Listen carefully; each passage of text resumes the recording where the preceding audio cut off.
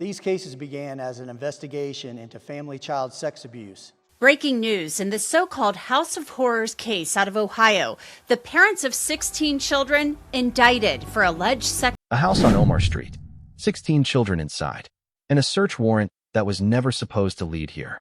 That's where this one starts. Not with a headline, with a DNA swab, because that's the part almost nobody's talking about.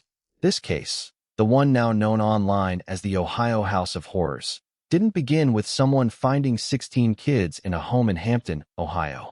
It began months earlier, quietly, as a completely different investigation. A child sex abuse case. 2 children.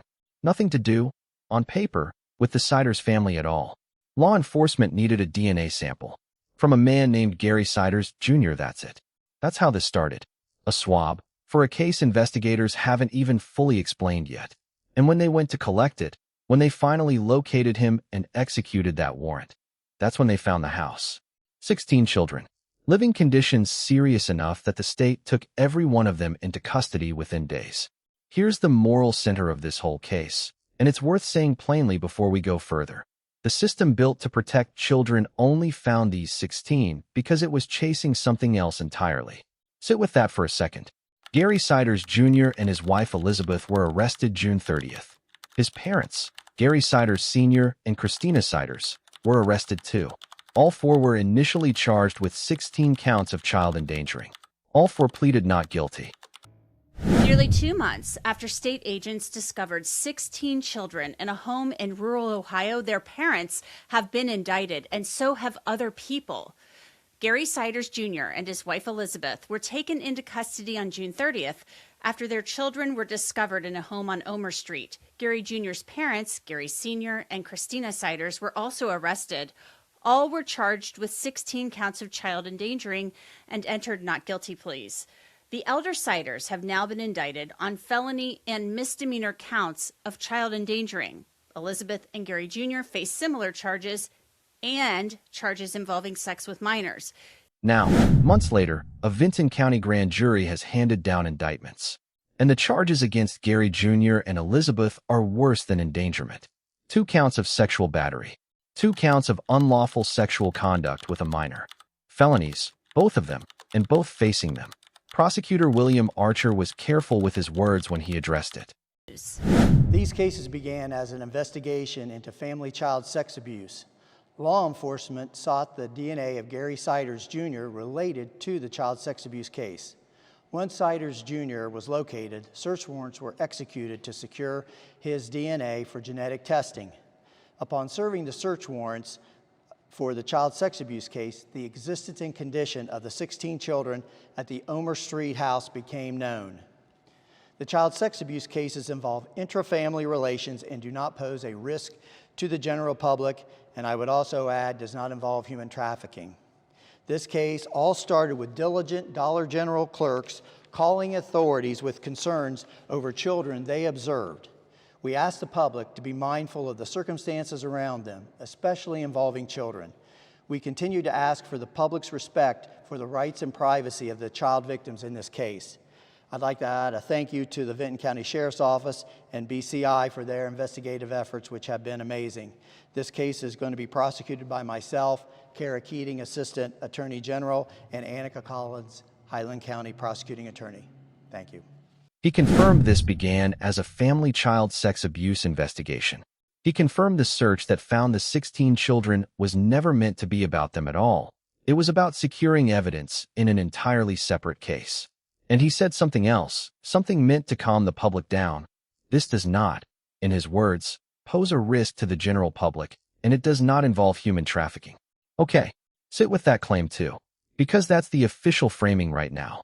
Whether it holds as more comes out, that's not something anyone can answer yet, including the prosecutor. So we don't answer it either. We watch it. Here's a detail that changes how you see the whole start of this case. It wasn't a tip from a mandated reporter. It wasn't a teacher or a doctor. It was Dollar General clerks. And, we still have pieces of this puzzle that we are assembling. One thing that really piqued my interest was that William Archer, the Vinton County prosecutor, said that alert Dollar General employees contacted law enforcement about their concerns about some of the children that they saw with Gary Jr. and Elizabeth Ciders. They were very concerned. And so it seems like potentially we may have had a couple of different things going on here. We have Dollar General employees, and then we also have this investigation one where information is gathered and gleaned about the couple. And all of that was enough to potentially get this search warrant for the house on June 30th. Yes, and at least it's probably the addition of all that kind of information, potentially from co-defendants, victims on the first case, and the children may have said something at the Dollar General to an employee there that piqued their interest and passed it on to law enforcement, and then they were already looking into the matters the other two men and the Ciders had been involved in going back. That's 4 years that the alleged misconduct in that case is alleged to occurred. Mhm. What's very interesting to me about this, Ron, I went down to Vinton County, and employees at the Dollar General said to me, I'm really sorry. I can't talk to you. I can't talk to you. And I thought maybe it was a corporate thing. Corporate came down on them and said, no, we don't do that. Because a lot of times when you're dealing with these big chains, you have to go through, the corporate media relations office and things of that nature. And now I'm wondering, were these the people that potentially called in to law enforcement? And Regular retail employees on a regular shift who noticed something about the kids they saw with Gary Jr. and Elizabeth and decided it was worth a phone call.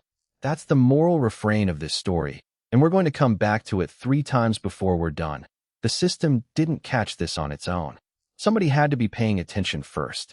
Sheriff Ryan Kane laid out the timeline in more detail than Archer did.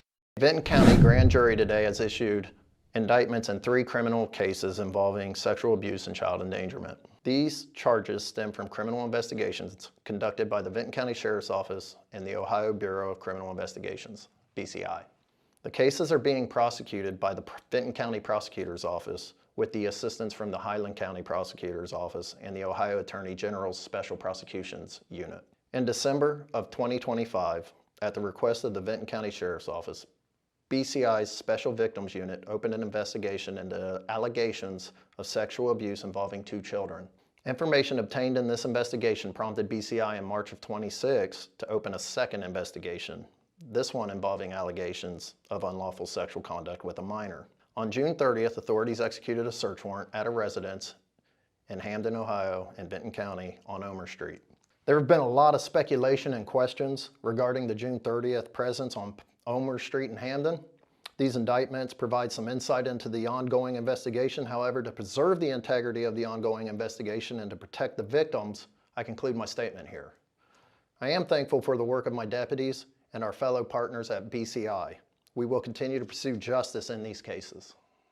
December 2025, BCI's Special Victims Unit opens an investigation into sexual abuse allegations involving 2 children, not the 16, 2, in a separate case. March of this year, that investigation leads to a second one, allegations of unlawful sexual conduct with a minor. Then June 30th, the search warrant, the house on Omar Street, 16 children nobody outside that home knew existed. The sheriff was blunt about why he wasn't saying more. To preserve the integrity of an ongoing investigation. To protect the victims. That's it. That's where his public statement ends, on purpose. So former Franklin County Prosecutor Ron O'Brien got pulled in to help make sense of what's actually being alleged here. Because even the charging language raises questions the press release doesn't answer. The grand jury has indicted Gary Ciders Jr. and Elizabeth Ciders on 4 felony charges each, 2 counts of sexual battery and 2 counts of unlawful sexual conduct with a minor. I've learned law enforcement learned of Gary Jr. and Elizabeth during a separate sex abuse investigation that started back in December of 2025. Okay, so to really Here's the contradiction nobody's cleared up yet. The indictment says the victim in the sexual battery and unlawful conduct charges against Gary Jr. and Elizabeth is not a member of their immediate family. But Archer, in his own statement, called this an intrafamily case. Both things can't be simply true at the same time without more context, and O'Brien said as much on air. and Elizabeth Ciders being charged with sex crimes involving minors. Well, that was somewhat telegraphed, as we talked about the other day, by Yeah. a statement of the prosecutor from Vinton County in opposing reduction of bond for Elizabeth. And so we knew something was coming. What seems surprising about this, and it is really unclear as to who the alleged victims are, it looks like the indictment or charges against the two Ciders go back to 2022, the first quarter Yes. of 2022, against unnamed victims, but they were related to the investigation of the other two people indicted on sex offenses today. Curiously enough, the press release indicates that the victims were not a member of the immediate family of the Ciders, but at the same time, the statement uh, given by the county prosecutor would seem that perhaps they were. So that's something that you and others are going to have to dig into and clarify. Yeah, we're digging into that for sure and clarifying. And I want to read what the press release says. It says the indictment alleges that between January and September 2022, the defendants engaged in sexual conduct with a minor more than 10 years younger than their own age. The victim is not a member of their immediate family. So it said, that he said, this says not a member of the immediate family. However, the prosecutor said this was an intrafamily thing. So are we left to believe it's not their own children, but potentially, another child in the family? And it Maybe it means a relative who isn't their own child. Maybe the two active investigations are more tangled together than the public statements suggest. Right now, nobody outside the prosecutor's office actually knows. That's the system didn't catch this on its own. Moral refrain, second time. Because even now, with charges filed, the full picture is still being withheld from the public on purpose. O'Brien's read on the timing matters too. The charges against Gary Jr. and Elizabeth reach back to the first quarter of 2022, 3 years before anyone found the house on Omar Street. Which means this wasn't a single incident. Whatever happened, happened over time, and it happened before anyone outside that family had any idea 16 children were living in those conditions. And here's where it gets quietly personal for a second. Because O'Brien pointed something out almost in passing, that the June 30th search absolutely was not built around some minor charge like public indecency, the way early online chatter assumed.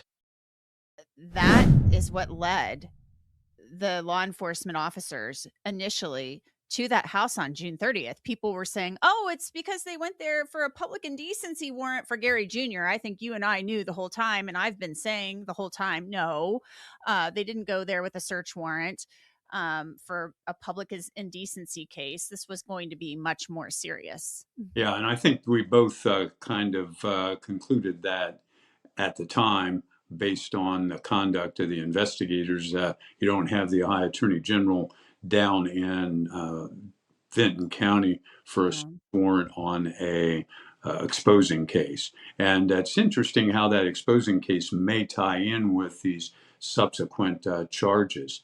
The only thing I can try and extrapolate from this is either the two men that are charged in the case as well are providing information to the prosecutor and the attorney general that led them to the Ciders, or alternatively, the victims in that case provided information that the two men not only perped on them, but that the Ciders were involved in sexual misconduct with them.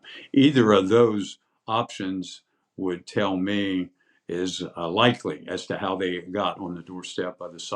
You don't bring the Ohio Attorney General's office to Vinton County for that. Everyone paying close attention already knew that. It just took months for the official record to catch up to what the pattern was already telling us. Now here's the part that should genuinely unsettle you. The grandparents, Gary Sr., 73 years old, out on a signature bond with a GPS monitor because of serious medical issues, and Christina, are not charged with any sex crimes. Not inside the family, not outside it. They're facing endangering children charges, ranging from misdemeanors up to second-degree felonies. 10 counts, 12 counts, 7 more. But nothing sexual. O'Brien's read is straightforward, and it's not comforting. Either the state simply doesn't have the evidence yet to charge the grandparents with anything more, or it never happened inside that house the way people assumed. Both of those are live possibilities right now. Neither one closes the case. Ron, let's move on now to the elder Ciders. Gary Ciders Sr. is 73 years old. He's out on a signature bond wearing a GPS bracelet. When he was released on that signature bond because of his serious medical issues, the Vinton County prosecutor said, look, he's not a threat to the public.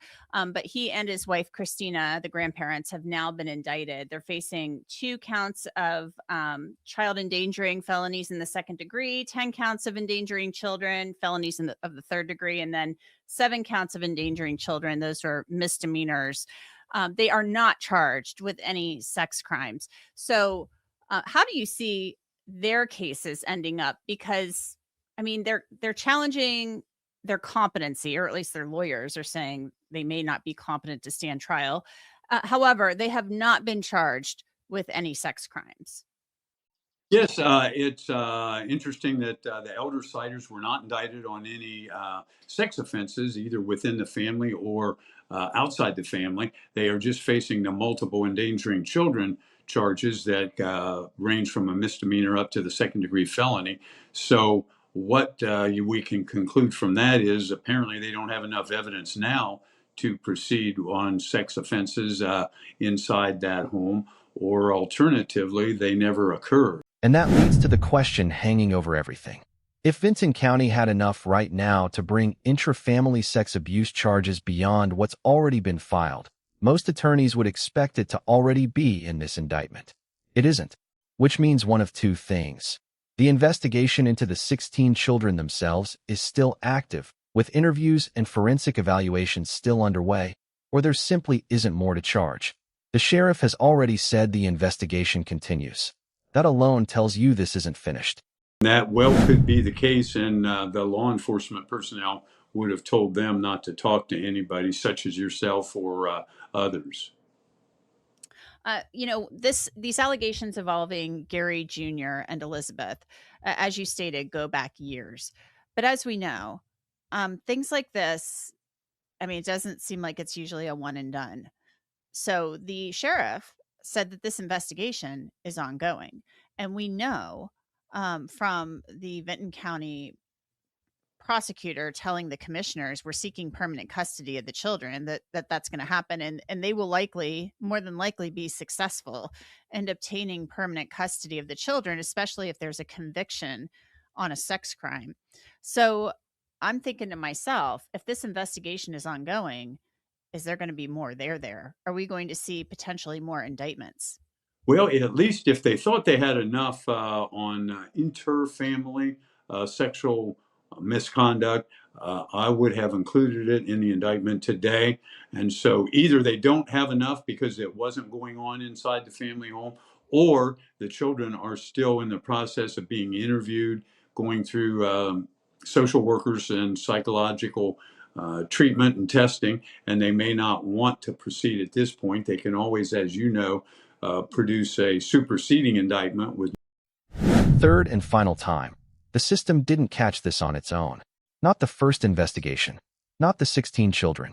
A DNA swab meant for something else entirely is the reason any of this came to light. A grocery store clerk noticing something off is the reason law enforcement started watching this family in the first place. And a public statement that raises as many questions as it answers is what we've been left with while the investigation, by the sheriff's own admission, keeps going in the background. Gary Jr., Elizabeth, and Christina Ciders remain in custody tonight, awaiting arraignment on these new charges. Gary Sr. is out on bond with a monitor. All 4 are presumed innocent unless and until a court says otherwise. That matters, and it doesn't get suspended just because a case is disturbing. So here's what we're left watching for.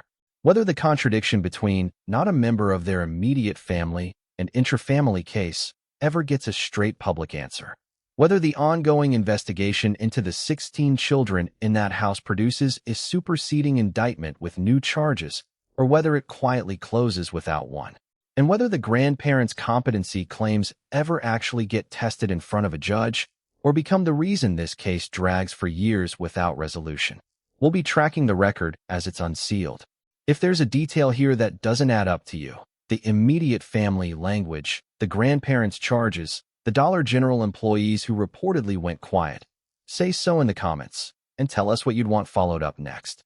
Subscribe to the Hidden Case File, where the cases they buried finally come to light.